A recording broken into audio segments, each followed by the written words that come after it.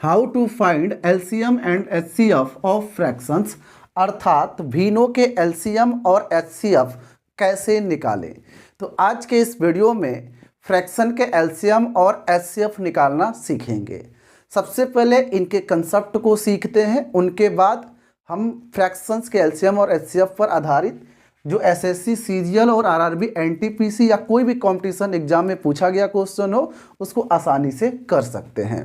तो चलिए हम पहले कंसेप्ट की बात करते हैं। यानी हमारे सामने कोई फ्रैक्शन यदि दिया हो, जैसे मान लीजिए एक फ्रैक्शन हम यहाँ पे ले लेते हैं, जैसे a/b मान लीजिए कोई फ्रैक्शन है, उसके बाद c/d दूसरा फ्रैक्शन है और तीसरा फ्रैक्शन हम e/f ले लेते हैं।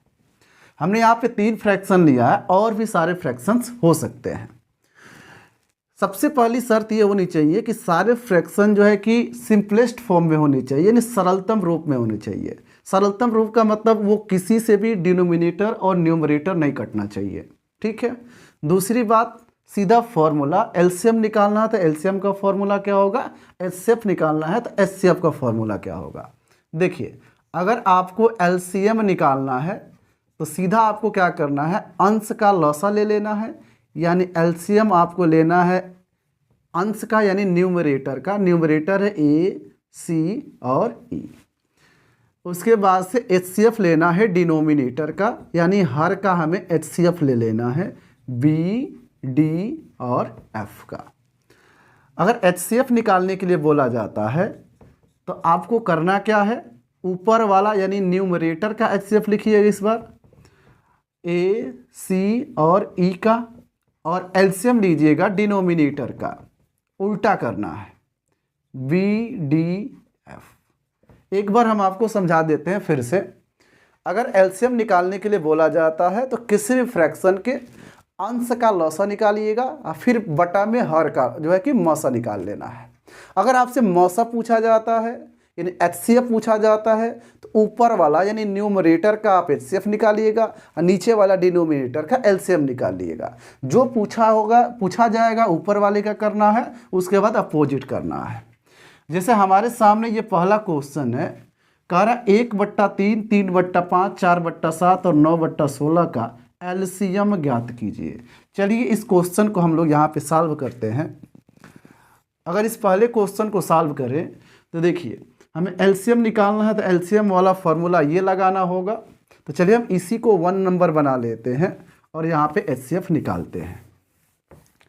देखिए, एलसीएम हमें निकालना है किसका किसका, तो 1 का, 3 का, 4 का और 9 का। तो हमें सबसे पहले क्या करना है, तो एलसीएम निकालना है 1 का, 3 का, 4 का और 9 का। इसको हम मिटा देते हैं ऊपर से, ठीक है।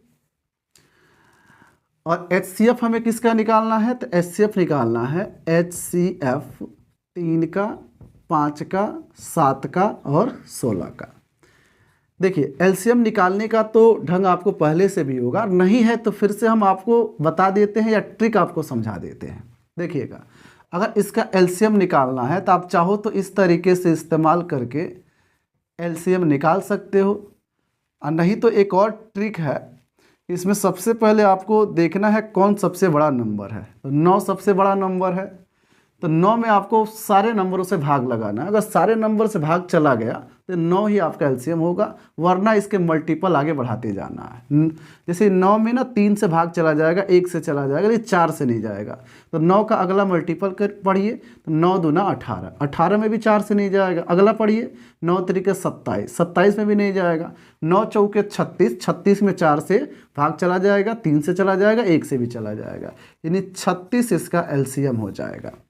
अब बात करते हैं मौसा का। इसमें कोई भी कॉमन फैक्टर है ही नहीं, तो जब किसी में कॉमन फैक्टर ना हो तो उसका मौसा 1 होता है, तो इसका मौसा हो जाएगा 1। यही हम लोगों का आंसर भी हो जाएगा। अब बात करते हैं दूसरे क्वेश्चन की। तो इसमें भी हमसे एलसीएम पूछा गया, तो यही सूत्र हमें लगाना होगा, यानी एलसीएम लिखते समय आपको ऊपर का एलसीएम निकालना है, यानी एलसीएम ऑफ 111 बट्टा HCF ऑफ 642। अब देखिए 1 1 1 1 1 1 का एलसीएम तो 1 होगा। अब यहाँ 6 4 2 का एचसीएफ बताना है, तो एचसीएफ का भी ट्रिक सीख लीजिए। पहले इसका मतलब समझ लीजिए। इसका मतलब होता है हाईएस्ट कॉमन फैक्टर, जो इसमें मैक्सिमम कॉमन फैक्टर होगा वही हमारा आंसर होगा, मतलब एचसीएफ होगा। तो ये आप देख सकते हो इस तीनों में जो है कि सिर्फ 2 फैक्टर कॉमन है, एक 1 जो सब में होता है और 2, यानी 2 ही जो है कि हाईएस्ट कॉमन फैक्टर है। इसका मतलब इसका एचसीएफ 2 हो जाएगा। एक और तरीका हम बताते हैं, जब भी आपको एचसीएफ निकालना हो किसी नंबर का, छोटा नंबर उसमें चूज करना है। 6 4 2 में सबसे छोटा है 2। अब ये देखिए अगर 2 से सब डिवाइड हो जाता है तो वही एचसीएफ होगा, अगर उससे नहीं होता तो उसके फैक्टर निकालेंगे और उसके मतलब बड़े फैक्टर से छोटे फैक्टर की तरफ ट्राई करते हुए चले जाएंगे। तो चलिए यहाँ पे हो गया है 1/2, यानी इस दूसरे का आंसर हो जाएगा 1/2। अब हम बात करते हैं आगे 3rd नंबर क्वेश्चन की। इसमें एचसीएफ पूछा गया है, तो एचसीएफ के लिए हमें एचसीएफ वाला फॉर्मूला लगाना है। यानी तीसरे क्वेश्चन के लिए हम लिखेंगे एचसीएफ बराबर एचसीएफ ऑफ, ऊपर अब एचसीएफ निकालना होगा 2 3 5, 2 3 5 का एचसीएफ बटा एलसीएम निकालेंगे नीचे वाले का, यानी डिनोमिनेटर का, यानी हर का। तो 3 4 6 का हम निकाल लेंगे एलसीएम। देखिए एचसीएफ की बात करें तो 2 3 5 में कोई भी चीज़ कॉमन नहीं है, जिसमें कॉमन नहीं होता उसका जो है कि एचसीएफ 1 होता है। अब एलसीएम की बात कर लेते हैं, तो एलसीएम में 3 4 6, यहाँ पे है 3 4 6। अब इसका एलसीएम देखिए कैसे, ट्रिक का इस्तेमाल अगर हम करें तो इसमें बड़ा चूज करना है 6। बताइए 6 में क्या 3 से डिवाइड होगा? बिल्कुल हाँ। क्या 4 से डिवाइड होगा? तो बिल्कुल नहीं होगा, यानी 3 से होगा लेकिन 4 से नहीं होगा। तो 6 का अगला मल्टीपल जो होगा वो 12 होगा, क्योंकि 6 दूना 12 होता है। जो 3 भी डिवाइड कर देगा 12 को, 4 भी कर देगा, यानी 12 इसका एलसीएम हो जाएगा। और 1/12 इस पूरे क्वेश्चन का एचसीएफ हो जाएगा। अब रहा ये चौथा सवाल, तो इसको आप लोगों को करना है, आपके लिए है होमवर्क। इसका आंसर आपको कमेंट बॉक्स में देना है। अगर ये सारा क्वेश्चन समझ में आया है, एक कंसेप्ट समझ में आया है, तो इसका आंसर आप ज़रूर दोगे। हम आशा करते हैं कि इसका आंसर सभी लोग कमेंट में देंगे। चलिए फिर मिलते हैं हम एक नए कंसेप्ट के साथ।